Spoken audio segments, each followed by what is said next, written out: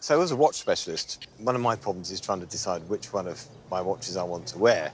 But you brought your watch along. Is this part of a collection or is this your No, everyday go-to watch? no, it's my personal watch. I've worn that for over 60 years. Well, for a watch that you've worn for the last 60 years, I think it's in remarkable condition. This is a Swiss-made Omega Ranchero wristwatch. So tell me, how did you come to acquire it? I served in the RAF in the late 1950s. One of my colleagues, a friend, used to buy things. And then, for some reason, 3 or 4 months later, he would sell them for much less than he paid for them. And so he came to me one day and he said, do you want to buy my watch? So I said, how much do you want for it? And he said, £4. So I said, OK. And I bought it. That was it. He took it off his wrist, and it's been on mine ever since. What I particularly like about this watch, I just love the design, and particularly the dial. You've got this wonderful black dial with these very, very clear minute markers all the way around.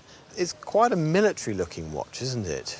And that's quite indicative of Omega of this period. When did you buy the watch? 1959.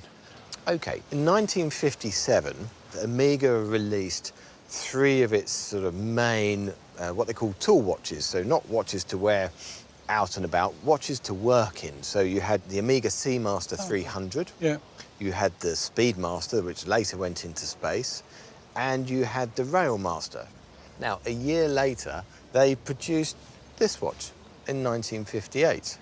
But this watch, the Ranchero, was designed as a slightly entry-level watch, slightly cheaper than the other 3 watches. The only problem that Omega found was with the name, because Ranchero translates roughly to rancher or ranch hand, which didn't seem to sit very well with their potential buyers. Yeah. So in 1959, they stopped production and just sold off the rest of them. So they literally sold and produced this watch for about 2 years.